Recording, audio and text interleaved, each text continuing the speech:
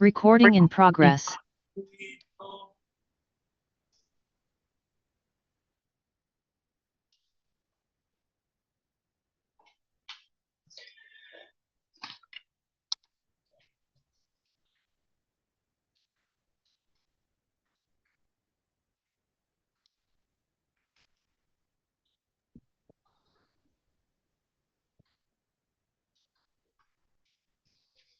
네, 시간이 다 되어서 한번 시작해 보겠습니다. 저는 제주에서 리트리 사업하고 있는 고일봉입니다.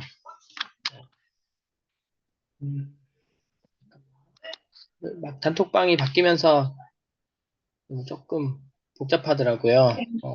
카톡이 조금 익숙해졌는데, 다시 이거 텔레그램으로 바꾸려니까 조금 헷갈린 부분도 있고,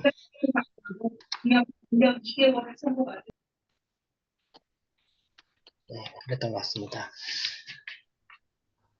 잠시만요.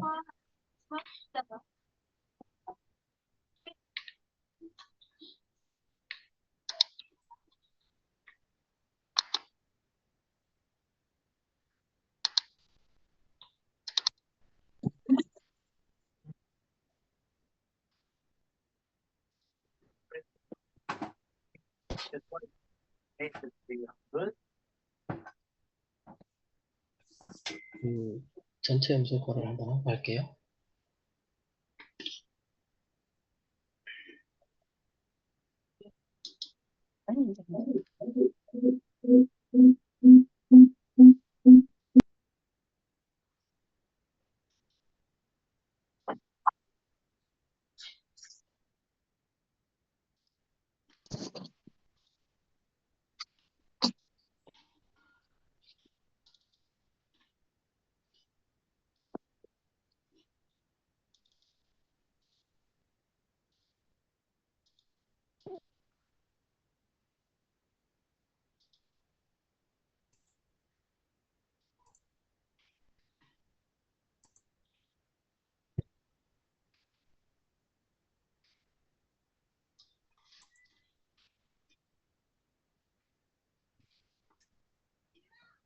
잘못 눌렀나 봐요.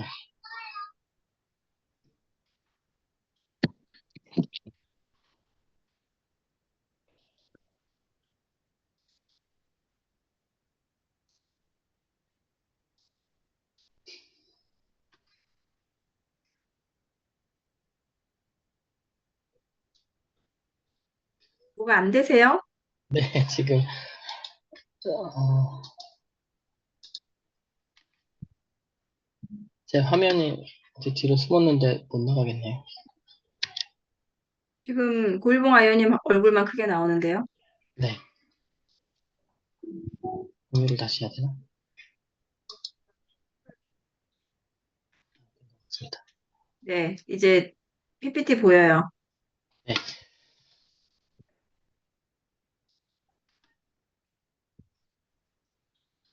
네, 다시 해보겠습니다. 두 번째 강의라서 좀 떨리는데요.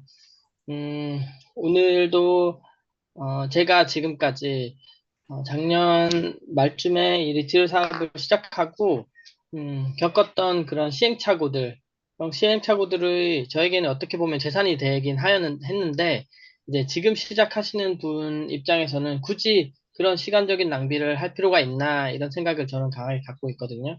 그래서 리트리의 비전을 보시고 구독하시고 이제 거래를 해보시려고 하는 분들이 될 수 있으면 뭐 겪어야 할 시행착오들은 겪어야겠지만 그런 것들 최소한 줄이고 빨리빨리 이렇게 순서대로 배워서 수익도 낼 수 있고 재밌게 진행할 수 있도록 하는 게 이제 저의 목적입니다. 한번 진행해 볼게요. 한번 그냥 간단하게 적어봤는데요. 어, 수익을 낼 수 있는 체크리스트를 하나 만들어 봤어요. 뭐, 이게 정답은 아니지만 그냥 제 생각대로 한번 적어봤습니다. 구독을 했는가? 2번은 거래소 이용 방법, 그리고 시바지너고 하루 1% 수익. 이렇게 되는 거예요. 저는 어떻게 했냐면, 구독을 하고, 어, 코인이 무엇인지 공부를 한참 동안 오래 했고요. 그 다음에 거래소 이용 방법을 알아내고 거래를 하는 데까지도 시간이 굉장히 오래 걸렸고, 그 이후에는 이제 리트리 프리미엄 차트 공부하는데 시간을 엄청 오래 들었어요. 매일 줌 미팅 빠지지 않고 듣고 좋은 강사님들이 많이 있었기 때문에 어렵진 않았지만 시간을 꽤 많이 할애하고 그리고 이제 천천히 거래를 시작하면서 경험이 쌓이는데 시간이 또 오래 걸렸고, 그리고 뭐 이런 것, 저런 것들을 다 겪은 후에 나만의 원칙을 세우기까지도 시간이 굉장히 오래 걸렸습니다. 그런 이후에 저는 이제 시바지 너구를 만나서 1% 수익을, 내는 법을 배웠거든요. 그런 시행착오를 겪은 후에 제가 내린 결론은 뭐냐면, 1번, 2번, 3번만 해도 바로 내일 당장 수익을 낼 수 있다는 거예요. 이게 시바지너구의 가장 큰 장점입니다. 그 뒤에 거는 당연히 해야 되고 겪어야 하고 알아야 되는 거지만 어, 하루 1% 수익 내는데 굳이 그것까지 다 알아서 진행할 필요는 없다는 거죠. 시간을 좀 더 효율적으로 쓸 수 있는 방법이 있다는 거예요.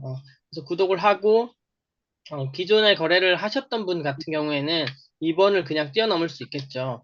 그리고 간단하게 차트 시바지너고 하는 방법, 시그널, 깜빡이는 신호와 그런 보는 것만 보고 바로 1% 수익을 연습해 볼 수 있는 단계에 들어가고 내가 10번, 20번 해서 저기 한 80% 정도 수익을 계속 낸다면 뭐 굳이 누가 소개해라 하지 않아도 같이 하고 싶은 사람들이 생각나고 어, 쉽게 얘기할 수 있게 돼요.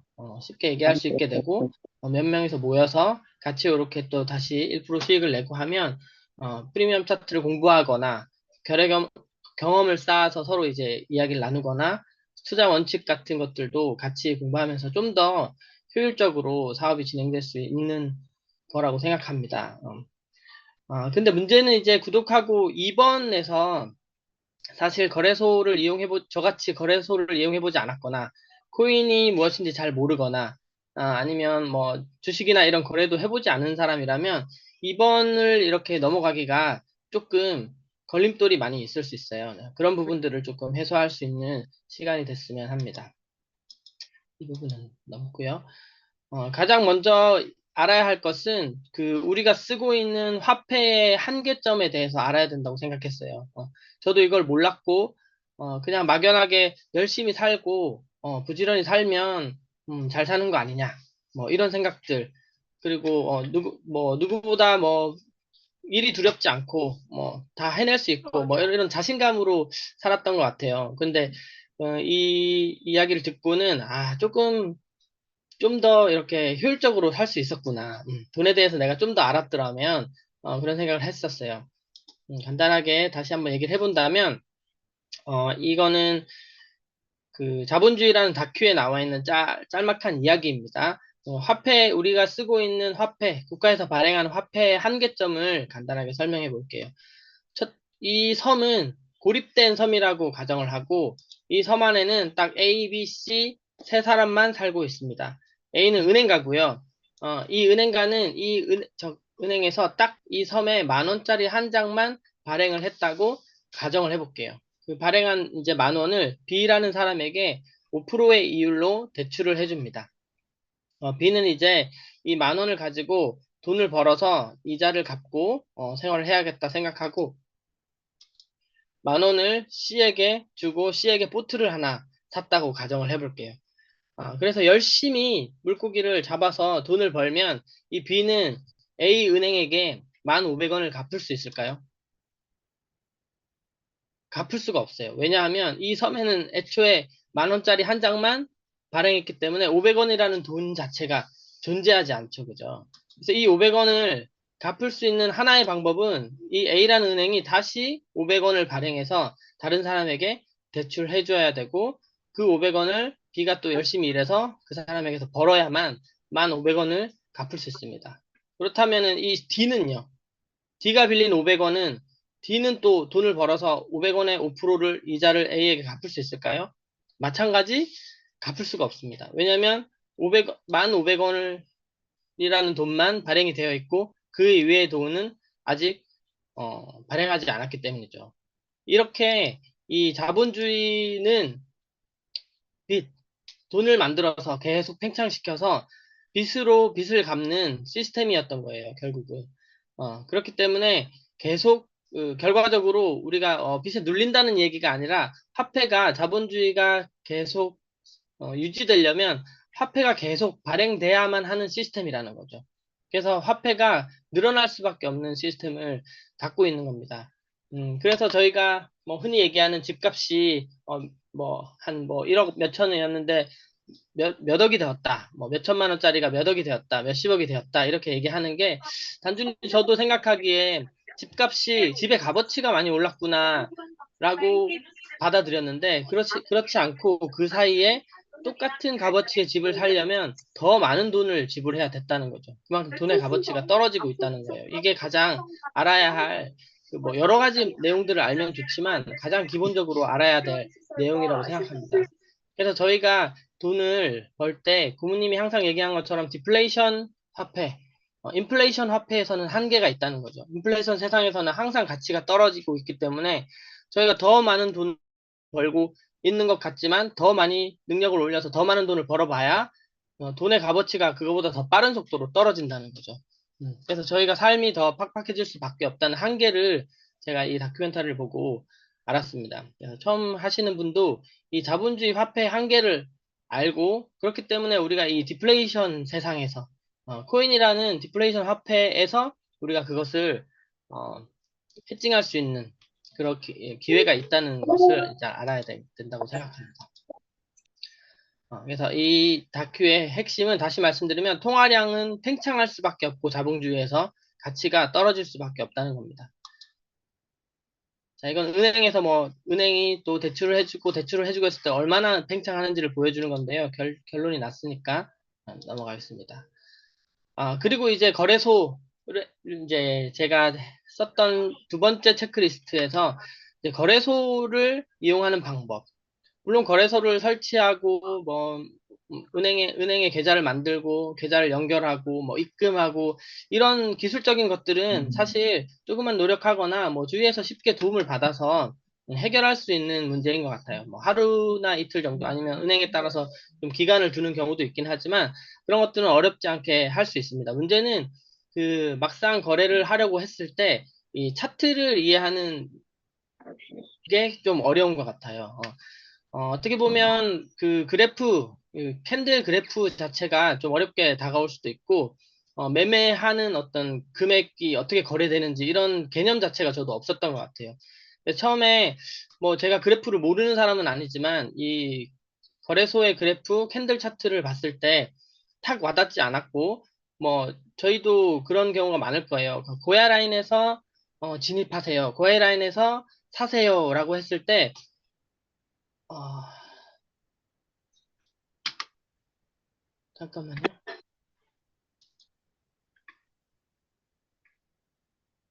되고 있나요? 갑자기 로그아웃이 됐네요. 잠깐만요. 그냥 하시면 돼요. 네, 그냥 하면 돼요. 네. 꺼진 줄 알았습니다. 죄송합니다. 그럼 계속 진행할게요. 그런데 이게 지금 그거 신경 쓰지 말고 그냥 하시면 돼요. 됐습니다. 네. 그 차트를 이해하는데 조금 걸렸던 것 같아요. 그래서 고에라인에서 들어가세요라고 했을 때 만약에 제가 그 처음 가입한 초보자였다면 그 들어가지 못했을 것 같다라는 생각을 많이 하거든요. 고에라인에서 들어간다는 의미를 잘 몰랐을 것 같아요. 그 외에도 메이저 코인만 거래하세요. 지지 저항이 있습니다. 분할 매수하세요. 투자 원칙을 세우셔야 합니다. 이런 것들이 굉장히 저한테는 어렵게 느껴졌던 것 같아요. 자, 차트에 대해서 한번 제가 다시 한번 설명을 드리겠습니다. 아주 중요하고 거래를 처음 하시는 분들이라면 이 부분을 꼭 숙지하셔야 된다고 생각하거든요. 자, 제가 간단하게 거래를 축소시켜서 캔들이 어떻게 거래를 표현하는지 이야기로 한번 해보겠습니다. 자, 이분이 만약에 그냥 어떤 코인을 100개 사야 한다라고 가정을 해볼게요. 가정을 했는데 시장을 축소해서 들여다봤더니 800원부터 1,300원까지 이렇게 가격대가 쭉 있는데 팔려고 하는 물건이 1,000원 가격대에 200개 정도가 있다는 거예요. 있으면 그냥 1,000원짜리 가장 싼 1,000원짜리를 100개 사면 거래가 이루어졌죠. 그죠? 그러면 이렇게 거래가 이루어진 1,000원이 마지막 거래가 이루어진 가격이기 때문에 지금 이 시점에 거래가 이루어진 시점에 시장 가격이 되는 겁니다. 그런데 100개가 아니고 오늘 꼭 1000개를 사야 한다 라고 가정을 해볼게요. 예를 들면 어떤 경우가 있냐면 저희도 이제 리트리를 구독하려면 XRP로 구독료를 내잖아요. 그죠?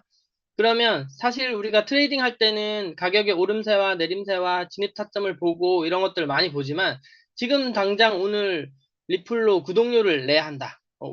오늘까지 구독을 해야 돼요. 그렇다고 하면 리플이 얼마인지는 사실 상관이 없죠. 그죠? 그날 시세대로 구독료가 책정이 되고 그 개수만큼 사서 구독료를 내면 되기 때문에 오늘 이 사람도 1000개 코인을 사야 된다는 거예요. 산다고 했을 때 어, 물론 한 가격에 살 수도 있겠지만 이렇게 축소된 시장에서 봤을 때 1000원부터 1100원, 1300원까지 이렇게 물량이 이렇게밖에 없다라고 한번 가정을 해볼게요. 그러려면 제가 필요한 1000개의 코인을 사기 위해서는 가장 싼 1000원짜리부터 이렇게 100, 200개, 100개, 300개, 그 다음에 400개 해서 1000개를 채워야 되겠죠. 그죠? 그러면 가장 마지막에 거래가 이루어진 1300원이 지금 마지막 거래가 이루어진 시점에서의 시장 가격이 되는 겁니다. 그리고 거래라는 것은 이제 사는 사람만 있는 게 아니고 파는 사람도 반대편에 존재하잖아요. 코인은 캔들을 먼저 봐야 되겠네요. 이렇게 아까 1000원에서부터 1300원까지 거래가 이루어지면 그 거래소의 캔들 차트에서 캔들이 어떻게 형성되냐면 1000원 거래됐을 때 1000원, 1100원 거래되면 1100원으로 이렇게 캔들이 길게 가격을 올리는 모습을 볼 수 있죠. 그죠? 이런 거 우리가 이제 양봉이라고 하고 가격이 시작한 1000원 가격대보다 지금 1300원까지 가격이 빨간색으로 위로 올라가고 있다를 표현해주는 그래프입니다. 그리고 거래라는 것은 사는 사람이 있다면 이제 파는 사람도 있는데 이 사람도 이 코인을 좀 갖고 있으면 분명히 오를 것 같은데 내가 지금 꼭 돈이 필요해서 오늘 이 1000개를 팔아야 되겠다 라고 가정을 한번 해볼게요. 그렇게 가정을 했을 때 시장을 봤더니 사겠다는 사람이 이렇게밖에 없는 거예요. 그러면 파는 사람 입장에서는 물론 거래소에서 자동으로 되지만 가장 가격이 비싼 1300원부터 이제 팔기 시작해서 모든 물량을 팔게 되겠죠. 그죠? 그래서 이 사람은 요렇게 차례대로 점점 낮은 가격으로 자기가 팔아야 할 물량 1000개를 다 팔았다고 가정을 해볼게요.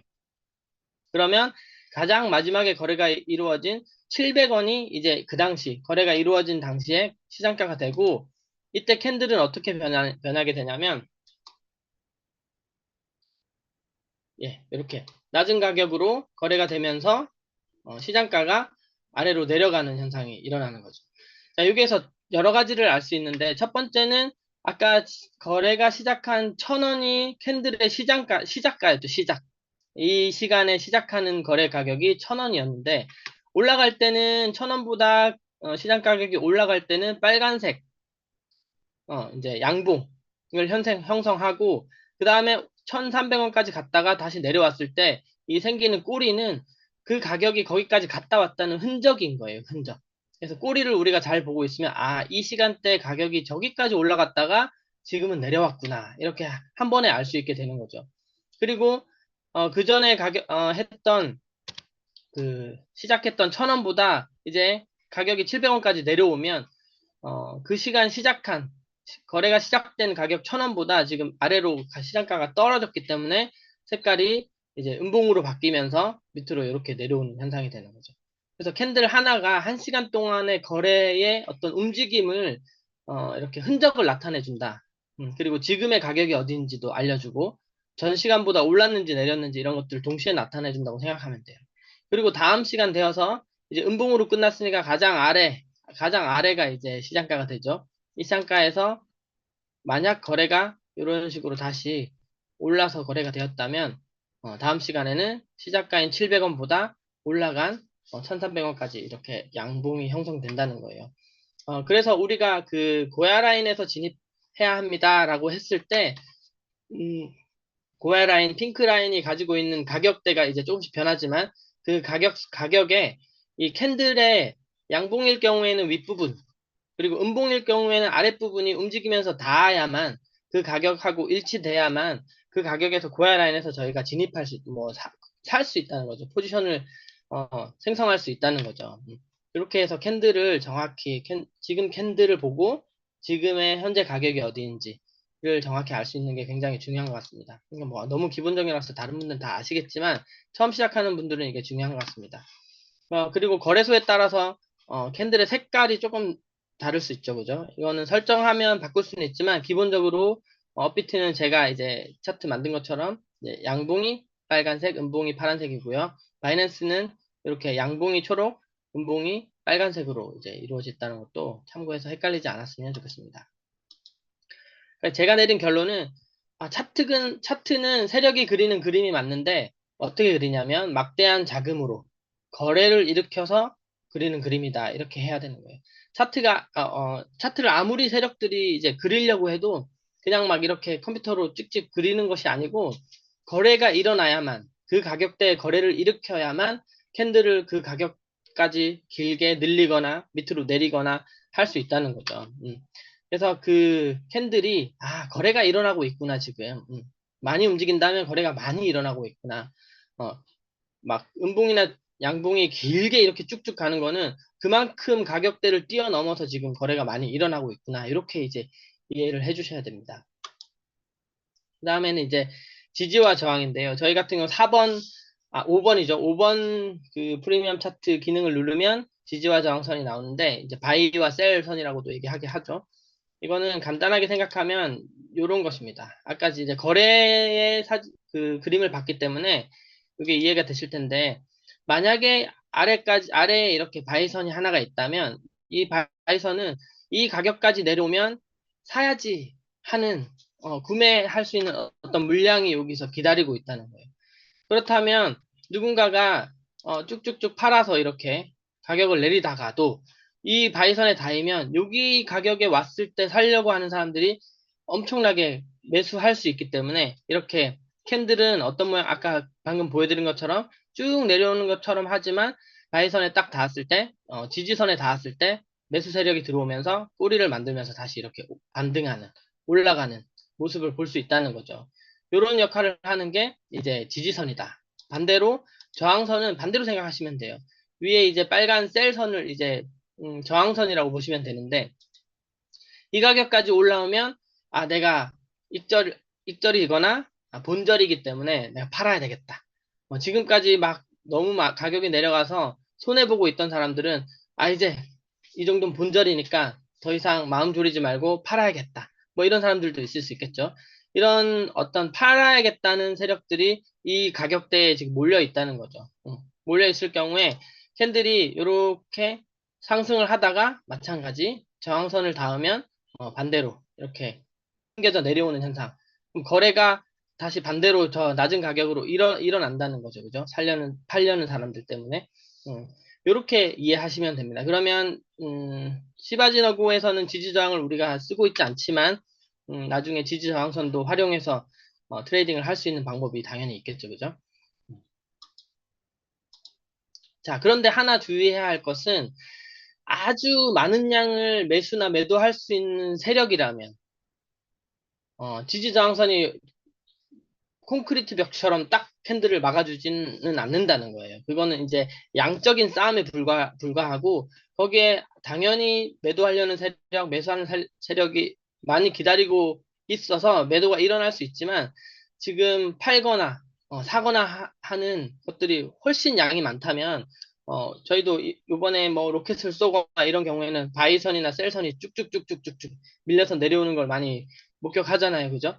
그런 것처럼 이 지지저항선은 지지저항 역할을 할 수 있지만 양의 싸움이기 때문에 아주 강한 매도 매수 세력이 있을 경우에는 밑으로 밀려오거나 저항을 못하고 힘없이 이렇게 밀리는 경우도 있을 수 있다는 것을 항상 대비하셔야 된다는 거예요. 거래의 내용을 이해하시니까 이것도 이해하실 수 있겠죠. 근데 이 내용을 이해하지 못하는 분들은 왜 이게 지지선이라고 했는데 왜 자꾸 밑으로 흘러내리는 거야? 이렇게 접근하시면 이제 어려워진다는 거예요. 거래를 이해하지 못하고 있다는 거예요. 네. 그래서 거래의 양의 싸움이다라고 이해해 주셔야 되고, 그 다음에 이제 메이저 코인만 거래하는 것도 이 내용하고 이제 연결이 되어 있는 겁니다. 마찬가지 차트를 세력이 자금으로 그림을 그릴 수 있다면 비트코인처럼 비싼 코인, 무거운 코인들을 크게 캔들을 흔들려면 엄청 천문학적인 아마 자금이 필요할 거예요. 네. 불가능하기도 하고. 그래서 흔들 수 있는 한계가 물론 이제 그 세력들도 큰 자본을 갖고 있지만 한계가 있다는 거죠. 예. 그래서 어, 큰 메이저 코인들, 이제 상위 뭐 5위에서 20위 안에 드는 이런 코인들은 아무리 세력이 흔들어도 좀 이렇게 안정성을 확보할 수 있는 반면에 정말 이제 하나의 가격이 시총이 낮거나 아니면 하나의 가격 0.00 몇 정도 이렇게 되는 작은 코인들은 상대적으로 정말 조그만한 자본으로도 쉽게 이렇게 흔들어 버릴 수 있어요.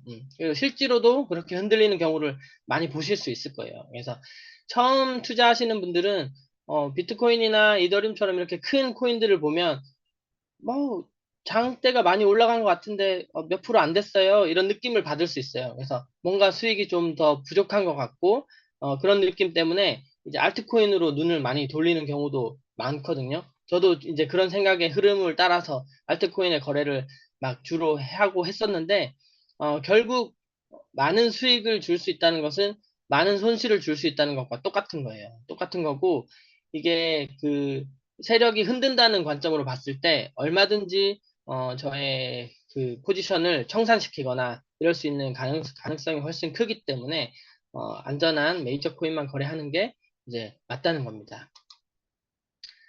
자, 그리고 또 하나 헷갈리는 거는 이제 코인 모으기의 개념입니다. 코인을 자꾸 모아야 된다라고 얘기하잖아요. 근데 코인 모으기를 여러 가지로 설명을 해봤는데 저번에 이렇게 설명해 드리니까 잘 이해를 하신 것 같았어요. 70년대 강남이죠. 다 진흙밭이었어요. 지금과는 아주 다른데, 그 당시에 강남 땅을 파는 사람이 이익일까요? 아니면 그 당시에 강남 땅을 많이 사놓은 사람이 이익일까요?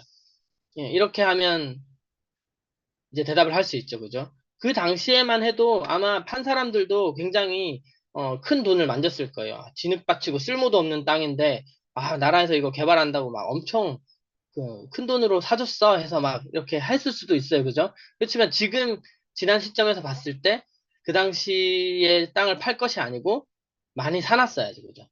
많이 사놨으면 굉장히 달라지죠. 그럼 리플이나 뭐 고모님이 얘기하는 VOB 코인 이런 것들도 결국은 우리 코인들도 지금은 이런 진흙 받친 땅에 불과하다는 거예요. 뭐 800원, 1000원도 안 되는 가격에 지금 거래가 되고 있잖아요.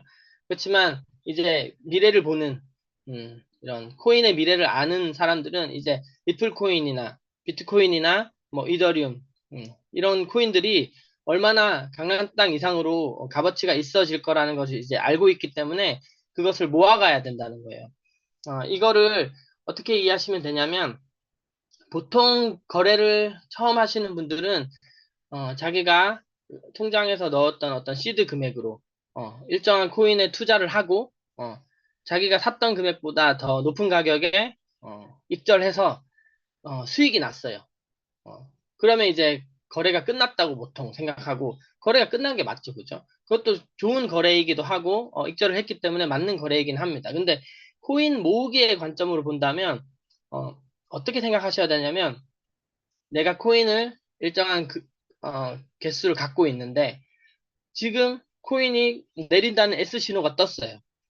그러면 잠깐 코인을 팔았다가 그걸 현금으로 가격이 떨어지지 않는 현금으로 잠깐 팔았다가 코인 가격이 충분히 떨어졌다고 판단되었을 때, 뭐 아까 얘기했던 지지선이나 바이선에 도달했을 때 같은 금액으로 더 많은 코인, 더 넓은 강남 땅을 사놓는다는 거죠. 그렇게 했을 때 코인을 계속 개수를 늘려갈 수 있다는 거예요. 그래서 이 코인 늘리기의 그 매매법은 코인을 다시 내가 더 낮은 가격으로 더 많은 코인을 샀을 때 이 거래가 끝나는 거예요. 거래가 완성된 거라고 볼 수 있죠. 그래서 이게 거래의 완성 시점을 조금 다르게 봐야 됩니다. 그래서 코인을 팔아서 이익을 내서 이 투자를 끝낸다면 저에게는 아까 말씀드린 그 현금, 인플레이션 화폐죠, 그죠? 인플레이션 화폐가 남고 있기 때문에 사실 그렇다면 디플레이션의 이득은 볼 수 없는 거예요. 인플레이션 화폐는 계속 가치가 떨어진다 그랬죠. 그렇지만 그 인플레이션 화폐를 벌어서 일정한 코인을 계속 이렇게 사서 모은다면 그렇다면 저희가 진정한 진짜 디플레이션의 이제 이득을 볼 수 있게 되는 거죠. 그렇게 이해하시면 될 것 같습니다. 투자 원칙 같은 경우는 아까 제가 리스트에서 쓴 것처럼 수많은 실수와 뭐 거래 경험 이런 것들이 좀 쌓여야만 원칙을 정할 수 있어요. 뭐 처음 시작하시는 분한테 투자 원칙을 지키세요 하는 것 자체가 좀 말이 안 맞는 것 같아요. 어불성설인 것 같아요. 원칙을 세우기 위해서는 경험이 많이 필요하고 실수나 어떤 이런 것들이 경험치가 쌓여야만 원칙을 정할 수 있습니다. 그래서 사실 제가 만약에 다시 시작하는 사람이라면 오래 하셨던 분들이 하라고 하는 대로 하는 게 좋은 것 같아요. 음. 물론 내가 성격상 나는 내가 다 해봐야 한다 하는 분들은 또 해봐야 한다고 저는 생각하거든요. 대신 그런데 너무 큰 돈으로 그런 경험치를 겪어야 될 필요는 없는 것 같아요. 아주 작은 돈으로 될 수 있으면 작은 돈으로 하고 싶은 걸 다 해보는 것도 저는 좋은 방법이라고 생각합니다. 그런 이후에 이제 투자 원칙을 세우시면 좀 더 안전하게 이렇게 거래를 할 수 있다고 생각하고 또 하나는 그 물타기를 한번 제가 설명드릴게요. 1,000원에 100개의 코인을 샀는데 이렇게 뭐 가격선이 이런 식으로 움직였다고 한번 예를 들어볼게요. 1,000원에 100개 사서 2% 익절 구간이 있었어요. 그러면 뭐 시바지너고를 이제 실행하시고 계신 분이라면 1% 넘었을 때 바로 익절을 해서 이제 거래가 끝났겠죠, 그죠? 끝났는데 2% 갔는데 조금 더 올라갈 것 같아 하고 기다리다 보니까 갑자기 로켓트가 쏘면서 밑으로 쭉 이렇게 내려왔다고 가정을 해볼게요. 손절을 못한 거예요. 예, 손절을 하는 게 이제 원칙이지만 손절을 못했다고 봤을 때 밑에서 이제 보통 물타기를 준비합니다. 물타기를 준비하는 거예요. 그래서 550원까지 가격이 떨어졌을 때 정말 그 저점을 잘 잡아가지고 200개의 코인을 그러니까 2배의 코인이죠, 그죠? 2배의 가격으로 물타기를 했다고 가정을 해볼게요. 그러면 평균 매수 가격이 이렇게 평단가가 700원까지 떨어지는 효과를 볼 수 있겠죠. 그리고 조금 상승했을 때 950원에 익절을 했다고 가정을 해볼게요. 그러면 이거를 뭉뚱거려서 한번 계산을 해본다면 평단가가 700원에 300개의 코인을 샀기 때문에 21만 원의 코인을 사서 950원에 익절했기 때문에 28만 5천 원. 7만 5천 원의 이익을 내는 어떤 거래를 했어요. 나쁘지 않죠, 그죠? 마이너스는 아니기 때문에 손해는 아니기 때문에 익절이기 때문에 잘한 거래라고 생각합니다. 저도 생각하는데 이거를 나누어서 생각할 수 있어야 돼요. 그냥 1,000원에 100개 샀던 코인이 10만 원이었죠, 그죠? 그거를 따로 950원에 손절했다고 생각하고 그리고 아래에 있는 550원에 200개에 11만 원에 구입한 코인을 950원에 19만 원에 익절했다 라고 생각하면 8만 원 이익이죠, 그죠? 그 둘을 합치면 똑같은 거예요. 7만 5천 원. 7만 5천 원인데 여기서 간과하지 말아야 될 것이 무엇이냐면 이 1,000원에 100개 샀던 그 고점에서 사서 마이너스를 보고 있는 동안에 그 감정 소모를 절대 무시하시면 안 돼요. 그래서 마이너스라는 숫자를 보고 계속 그것을 들고 있는 게 트레이딩 하는 사람 입장에서는 엄청난 감정 손실을 가져오거든요. 그래서 굳이 그것을 밑에까지 같이 데리고 가서 거기 더 내려가면 물 타겠다. 이렇게 이제 순간적으로 잘못 생각하실 수가 있어요. 근데 그것 따로 된 포지션이라고 생각하셔야 돼요. 나중에 물론 합쳐져서 숫자는 보이지만 내가 1,000원에 매수한 것과 700원이 아니고 아까 550원에 매수한 그 트레이딩은 따로 분할돼 있는 거예요. 거래소에서는 그걸 합쳐버리죠. 네. 거래소도 자기의 이익을 위해서 어쨌든 그 이용자의 눈을 어느 정도는 속여야 되지 않겠습니까? 그래서 그걸 합쳐버리는 거예요. 그래서 저에게 약간의 이제 혼란을 주는 건데 사실은 이걸 다 따로 생각하셔도 돼요. 그리고 꼭 그 코인이 마이너스라고 해서 그 코인에다가 물타기를 할 필요도 없는 거예요. 그렇게 생각한다면.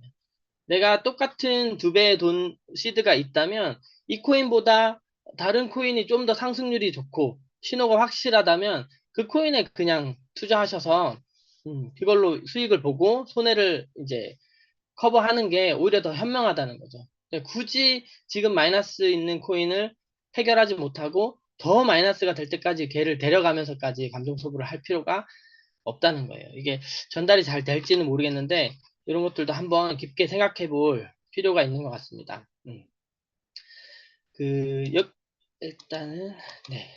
여기까지가 제가 처음 시작하시는 분들이, 시바지노고를 하기 전까지, 꼭 요 부분은 알고 했으면 좋겠다. 요 정도는 알아야 이제 강의하시는 분들의 강사님의 말을 그래도 어느 정도 따라서 같이 사보고 팔고 할 수는 있겠다 생각해서 이렇게 요 정도는 제가 준비한 거고요. 그 외에도 혹시, 어, 이런 부분은 좀 어렵다 하는 부분이 있으면 제가 다음에라도 한번 준비해서 어, 더 하겠습니다. 자, 그러면 차트도 한번 보고 갈 텐데요. 이거는 이제 어, 정해진 대로 제가 한번 쭉 설명을 하겠습니다. 자, 고야 차트 리스트에 딱 들어오면 200여 개 이렇게 코인의 이름과 그리고 1시간 전에 점수 가격, 지금의 점수 가격, 그리고 변동, 그리고 운동 신호, 그다음에 고야 라인의 아래에 있는지 위에 있는지 이렇게 보죠. 그 전에 이렇게 업그레이드가 되기 전에는 이 변동 점수의 폭이나 점수 변동 이런 것들을 보고 많이 찾았었는데 이번에 그 발표하신 거 보면 좀 더 찾기 쉽게 업그레이드가 계속 되고 있죠. 정말 마음에 들더라고요. 제가 그렇게 됐으면 좋겠다 하는 부분을 다 들어간 것 같아요. 네. 그래서 지금 이 상황에서는 먼저 가장 트레이딩 시바진 어고를 한다고 생각하고 해보겠습니다. 가장 먼저 봐야 할 코인은 비트코인입니다. 비트코인. 왜 비트코인을 봐야 하나? 라고 한다면 처음 하시는 분한테 저는 이렇게 설명을 드리고 싶어요. 만약 알트코인들이 각자 엄청난 그 모터를 달고 있는 모터포트다. 라고 생각하면 물에서 워터포트가 이렇게 빵 하고 엔진을 키면 확 앞으로 위로 올라가기도 하고 아래로 내려오기도 하고 자기의 힘으로 이렇게 주행을 할 수 있겠죠, 그죠? 그렇다면 제가 보기에 비트코인은 이 물살인 거예요, 물살. 그 모터보트를 띄울 수 있는 물살인 거예요. 그래서 아무리 모터보트가 강력한 모터로 막 L3에 LB, 뭐 L 이렇게 3 깡패로 해서 팡 하고 엔진을 켰더라도 비트코인이 쓰나미처럼 한번 밑으로 쓱 한번 훑은다면 아무리 모터가 빨라도 물살에 따라서 다시 흘러내려올 수밖에 없다는 거죠. 그래서 이거는 비유에 불과하지만 비트코인이 그만큼 시장에서 굉장히 많은 부분을 차지하고 50% 이상을 차지하고 있는 가장 큰 대장주이기 때문에 비트코인의 흐름을 거의 따라간다. 거의 90% 이상 코인들이 다른 코인이 따라간다라는 전제하에 비트코인의 흐름을 항상 먼저 보는 습관을 가져야 합니다. 저도 이게 상당히 어려웠어요, 처음에. 다른 거를 막 열심히 보다 보면 비트코인을 자꾸 까먹는 거예요. 까먹고 거래를 실컷 이렇게 포지션을 잡고 나중에 대제해서 생각해 보면 비트코인하고 반대 방향으로 막 거래를 하고 있는 거예요. 예. 그런 경우가 많이 있거든요. 근데 확실히 비트코인과 반대 방향으로 거래했을 경우 승률이 좀 떨어지는 확률이 있기 때문에 비트코인의 흐름을 보고 있는 게 좋습니다. 지금 같은 경우 지금 S가 유지되고 있네요. 아직도. 예. S가 유지되고 있고 고야 라인을 몇 번 뚫으려고 막 로켓도 쏘고 했는데 위에서 지금 누르는 힘도 만만치가 않은 것 같습니다. 그래서 아까 윤민호 대표님께서 얘기해 주신 것처럼 이러다가 이제 하락으로 급 떨어질 것 같다라고 말씀해 주셨는데 어떻게 보면 지금은 고야 라인의 기울기로 봤을 때는 옆으로 좀 쭉 약간 횡보 느낌이죠, 그죠? 횡보 느낌일 때는 좀 초보자 같은 경우는 거래를 안 하는 게 맞다고 생각해요, 저는. 예. 뭐 물론 연습은 해야 하겠지만 거래를 안 한다는 것은 막 내가 진짜 오늘 수익을 봐야지 하는 마음으로 거래를 하는 것은 확률이 좀 떨어질 수 있다라고 생각이 들어요. 예. 연습은 얼마든지 할 수 있습니다. 연습이라는 것은 연습과 찐 거래의 차이는 뭐 개인마다 다른데요. 본인이 이 금액을 다 손해를 봤을 때 큰 심리적인 타격이 없는 물론 손해를 보는데 그게 1,000원이든 뭐 10,000원이든 간에 심리적인 타격이 없을 수는 없어요. 심리적 타격이 있지만 연습으로 이 정도는 괜찮다. 라고 생각하는 정도로 연습을 하는 거예요. 그거는 금액은 다 달라요. 어떤 분들은 아우 나는 정말 돈 조금만 가지고 트레이딩해 하고 몇 억씩 하는 분도 계시거든요. 그런 분들은 본인이 몇백억을 갖고 있기 때문에 몇 억이 작게 느껴지시는 거고 그렇지 않은 분들은 본인이 어, 컨트롤 할 수 있는 금액 내에서 작게 연습하는 게 맞다고 생각합니다. 그래서 비트코인의 흐름을 보고 어쨌든 지금 봤을 때 비트코인이 S의 흐름이고요. 고야 라인 아래에 있고 RSI도 S 같은 상태이기 때문에 전체적으로는 비트의 흐름이 S라고 보고 이제 거래를 진행하시면 됩니다. 그러면 시바지노구의 법칙대로 한다면 비트 다음에 이더, ETH 5개, 6개 코인인가요? 이걸 보게 되는데요. 이더의 흐름이 비트랑 같이 가고 있는지 한번 봅니다.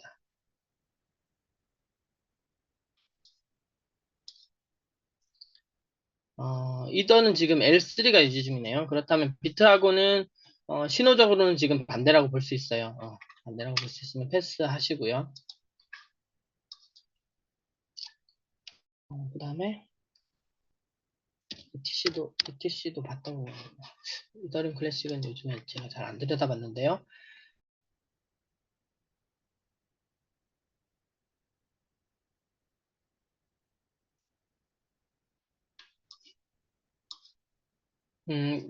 L2였다가 L3로 신호가 몇 시간 전에 변경되었네요. 그죠?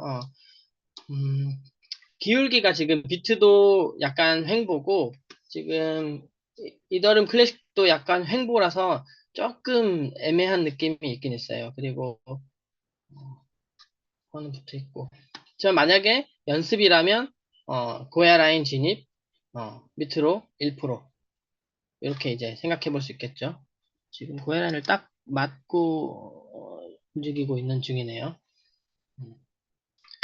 보고 그 다음에 XRP. XRP 같은 경우는 요번에 그 소송 이슈 이후에 조금 비트하고는 다르게 움직이죠. 다르게 움직이고,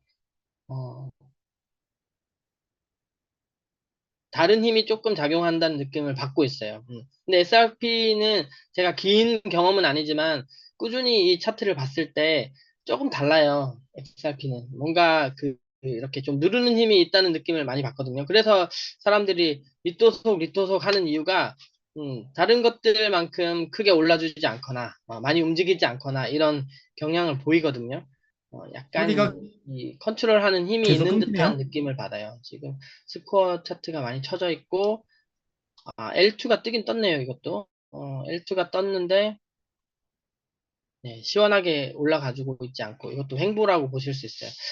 횡보 때는 왜냐하면 잠시만요. 고야 라인이 이렇게, 이렇게 옆으로 평평하게 누웠을 때는 신호가 자주 잠시만요. 바뀌어요. 소리 여기도 지금 끊기나? 보이시죠? 이쪽도 이렇게 평평하게 누웠을 때는 L과 S가 좀 번잡하게 자주 바뀌어요. 그래서 트레이딩 하기가 좀 어렵고 신뢰도도 좀 떨어지는 겁니다. 그래서 지금도 여기 봤을 때 제가 보기엔 조금 횡보 느낌이긴 하거든요. 같이 하면 좋은데요. 다음에는 도지 오빠.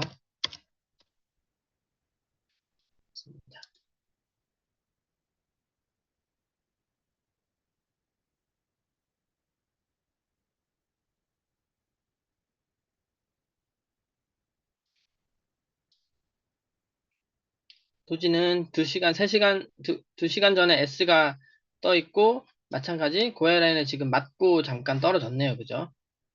네. 여기서는 그러면 바로 1%가 수익이 났어요. 조금 몇 분만 빨리 봤으면 이 정도가 1%가 조금 됐든 말 듯한데 잘 모르겠네요. 1%, 1.2% 정도까지 수익이 났네요. 여기서 이제 들어가는 거예요. 다시 한번 설명을 드리면, 자, 비트가 아까 S가 유지 중이었고, 도지가 계속 하루 종일 L이었지만 2시간 전에 S가 떴잖아요. 그죠? S가 뜨고, 아래에도 S 신호. 그럼 비트랑 같은 방향이다라고 보시고, 고야 라인이 뭐 약간 횡보 느낌이 있긴 하지만, 지금 고야 라인 밑에서 쳐지다가 다시 고야 라인으로 접근해서 고야 라인을 맞았잖아요. 맞았다는 것은 아까 설명드린 것처럼 좀 확대해 볼게요. 가격이 이게 이제 파란색 음봉이니까 전 시간에 여기에서 끝났던 가격이 여기로 와서 쭉쭉쭉쭉쭉쭉쭉쭉 상승해서 이 고야 라인 가격, 요 가격과 만나는 부분에서 저희가 뭘로? 숏으로 진입하는 거죠. 그죠? 숏 하락하니까. 숏으로 진입했을 때 요 고야 라인을 맞고 튕기는 요 부분. 요 정도만 튕겼는데도 지금 1%가 되거든요. 2배 했을 때 1%. 그러니까 0.5% 이상, 0.6% 정도 지금 튕겨 나왔어요. 그럼 저희 시바지노고는 요 부분에서 익절을 하는 거예요. 요 부분. 이 부분. 고야를 맞았을 때 튕기는 부분. 이런 부분을 이제 잘 보셨다가 고야란에 접근했을 때 딱 잠깐. 그 시바지노고의 장점은 한마디로 얘기한다면 무포지션의 기간이 길다는 거예요. 포지션을 안 잡고 있는 기간을 굉장히 길게 가질 수 있어요. 그러니까 웬만하면 포지션을 잘 안 잡아요. 시바지노고를 연습할 때는. 그게 너무 마음이 편합니다. 특히 막 로켓 여기저기 쏠 때는 포지션 안 잡고 있는 사람들은 너무 마음이 편하죠, 그죠? 근데 그냥 어중간하게 한번 꼭 해봐야 될 것 같은 느낌으로 대충 자기 느낌으로 잡았다가 로켓 이렇게 팡팡 쏘면 아직 대응하는 법도 배우지 못했는데 막 10% 20%씩 이렇게 마이너스가 나면 대응하기가 굉장히 어렵죠, 그죠? 하물며 그것도 연습이 아니라 내가 욕심으로 큰 시드를 이렇게 했다면 대응을 할 수 없는데 큰 시드를 넣는 거는 내가 아직 브레이크를 밟을 줄 모르는데 트럭을 모는 거하고 되게 비슷해요. 트럭이 잘 달리겠죠, 당연히. 잘 달리지만 내가 세우는 방법을 몰라요. 그러면 크게 사고 나겠죠, 그죠? 크게 사고가 날 수 있습니다. 그래서 그 큰 시드를 넣기 전에는 대응하는 방법, 내가 생각한 방향과 반대로 갔을 때 어디서 손절할 건지, 어떻게 손절할 건지 이런 것들을 조금 디테일하게 배운 후에 그렇게 시드를 진입하는 게 맞다는 생각이 들고 그렇게 해주셔야 됩니다. 그렇게 하지 않으면 많은 수업료를 내게 돼요. 많은 수업료를 낼 필요는 없죠, 그죠? 똑같은 경험이거든요. 이렇게 해서 도지는 금방도 1%가 났고요. 아까 요 1시간, 2시간, 3시간, 4시간, 5시간 전에도 지금 여기서 살짝 올라갔다 내려왔지만 여기서도 충분히 1% 수익이 났네요. 한 5시간 안에 2번 정도의 시바지노고 수익 구간이 있었습니다.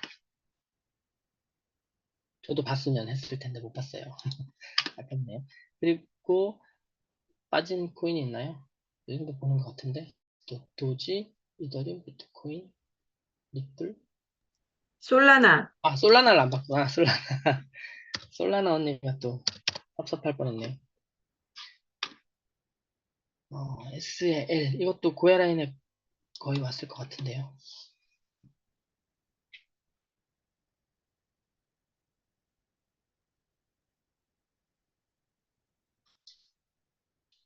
예. 이것도 좀 횡보 느낌이 강하네요. 그죠? 아직 S 신호가, L 신호가 안 떴으니까 아직 S가 맞긴 맞고, 비트랑 거의 비슷한데,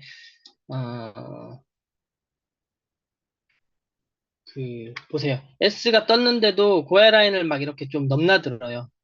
옆으로 좀 이렇게 누워있고. 이런 경우에는, 연습은 괜찮지만, 거래하는 거는 조금 그냥 관망하는 게 훨씬 더 나은 것 같아요. 왜냐하면, 진입했을 때 마이너스를 많이 보게 되거든요. 아까 말씀드린 것처럼, 초보자 입장에서 거래를 하는데 마이너스를 보고 있는 게 굉장히 심리적으로 많이, 소모가 많이 돼요. 그지? 마이너스를 많이 보고, 오래 보고 이런 것들은 막 마음이 다치거든요. 그래서 이런 것들은 보면 마이너스를 좀 많이 보고 수익이 나긴 나지만 언젠가 한 3, 4시간 안에 5시간 안에 수익을 꼭 볼 수는 있는데 약간의 경험과 기다림과 뭐 이런 것들이 조금 대응과 이런 것들이 필요한 구간인 것 같아요. 그래서 이런 횡보 구간은 시바지노 연습 중이라면 조금 피하는 거를 권유드립니다. 또 뭘 알려드릴까요? 그래서 시바지노고를 연습을 하다 보면 항상 이 트레이딩은 100%가 없잖아요. 그죠? 100%가 없고 그때그때 상황이 바뀌고 오늘 지금 이 시간에 지금 발표가 있나요? 발표가 있는 걸로 알고 있는데 어떤 경제 지표가 발표된다든지 어떤 그 연준 의장이 연설을 한다든지 이런 큰 이슈가 있을 때는 신호가 급변하거나 급격하게 이렇게 흔들릴 경우가 있거든요. 그럴 경우에도 초보들은 좀 이렇게 무포지션으로 포지션이 없는 상태로 보고 있는 게 나아요. 마음이 괜히 걸었다가 반대로 움직이면 대응이 안 되기 때문에 그런 것들도 잘 보고 있고, 지금 계속 그 전쟁 이슈라든지 아니면 일본이 지금 어, 엔 환율을 갑자기 높이는 바람에 지금 그게 돌아서 경제적 타격이 굉장히 크다는 그 뉴스를 봤거든요. 그래서 엔저를 이용해서 미국 달러를 투자했던 어떤 큰 자본들이 엔이 환율을 높이면서, 환율이 아니고 엔의 그 금리를 높이면서 빨리 이거를 이제 이자 부담 때문에 갚아야 되는 상황이 되면서 그 투자금이 다 회수되는 어떤 전 세계적으로 회수되는 그런 흐름 때문에 주식뿐만 아니고 이런 투자 시장이 다 요 며칠 동안 가라앉는 현상이 있었다. 그리고 지금 저 중동 쪽에 어떤 전쟁 이슈라든지 그런 것들이 지금 영향을 미치고 있는 것 같아요. 좀 횡보다 됐고요. 그 시바지노구들 충분히 연습해서, 시바지노구의 목적은 그 물론 수익이 되지만 큰 수익을 만들어야지 보다는 트레이닝에 대한 어떤 자신감과 그 재미를 느끼는데 더 큰 의미가 있는 것 같아요. 제주 같은 경우에는 시바지노구를 하기 전에, 제가 고혜진 아이오님이랑 둘이서 엄청 시행착오를 많이 했거든요. 엄청 시행착오를. 그러니까 초보자들이 할 수 있는 시행착오는 다 해본 것 같아요. 다 해보고 다 연구도 진짜 너무 많이 해봤어요. 스코 차트도 막 몇 날 며칠 눈이 아플 정도로 보면서 경우의 수를 다 생각해보고 그게 맞을 때도 있었고 틀릴 때도 있었고, 이런 것들을 경험을 많이 해봤거든요. 많이 해봤는데 결국 간단하게 얘기하면 그런 그 경험도 당연히 필요하고 나중에 알아야 되는 경험이긴 하지만 그거를 초보 때 굳이 처음 구독하고 한 달, 두 달 동안 그거를 할 필요는 없는 것 같아요, 제 생각에는. 그래서 아주 간편하고 간단하게 이제 수익을 내는 방법을 먼저 배우고, 그게 충분히 탄탄해졌을 때, 그 위에 차근차근 살을 붙이면, 저처럼 막 몇 개월씩 시행착오를 할 필요 없이 짧은 기간에 한 달, 혹은 뭐 3주, 뭐더 빠르면 2주 안에도 많은 것들을 이렇게 배워가지고 바로 트레이딩으로 수익도 많이 냈고, 새로운 구독자들 이제 소개도 충분히 많이 할 수 있고, 이렇게 될 수 있는 것 같아요. 있는 것 같습니다. 그리고 네. 이거는 얘기를 하는 게 좋나? 저희 구독료, 다들 이제 A1도 도전하시고, F1도 가고, 하시잖아요. 저는, 이 리트리가 주는 마케팅이 굉장히 큰 기회로 저 개인적으로는 보이는데요. 왜냐하면, 세계로 지금 리트리가 뻗어나가고 있잖아요.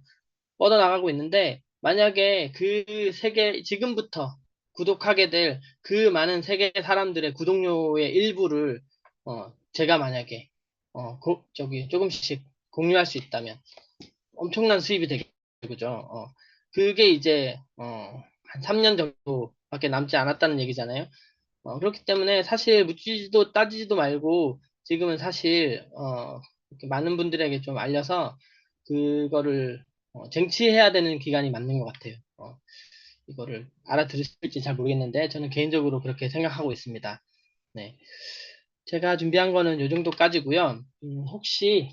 혹시 초보자들 중에서 조금 어려운 부분이나 이해 안 가는 부분 알려주시면 어, 제가 알려줄 수 있는 부분 내에서 알려드리고, 질문이 없으시면 조금 기다렸다 마무리하겠습니다.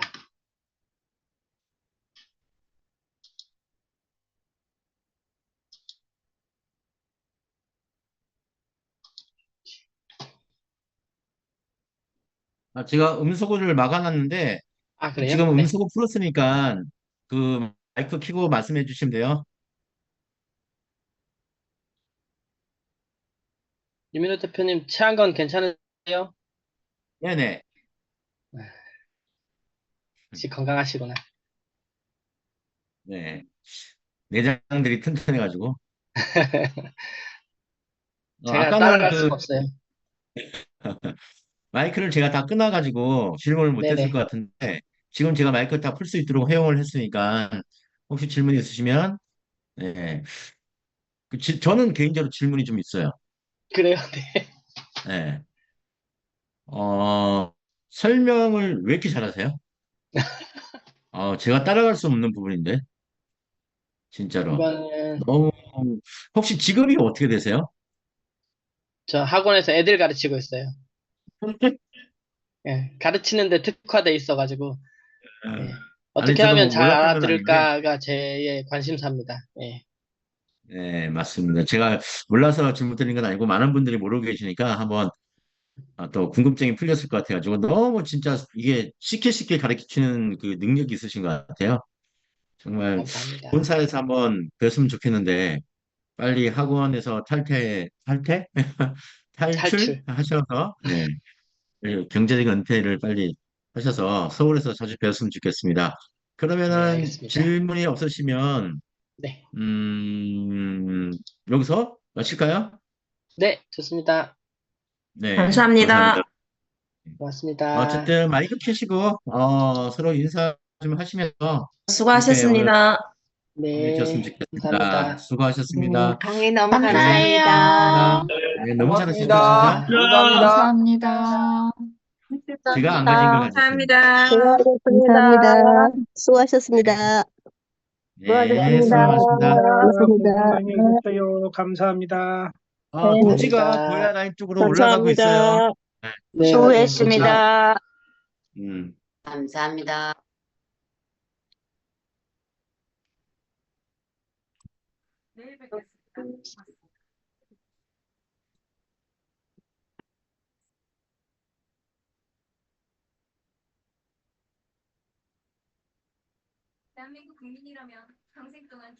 종료하겠습니다. 네. 아, 이거 잠깐. Recording stopped.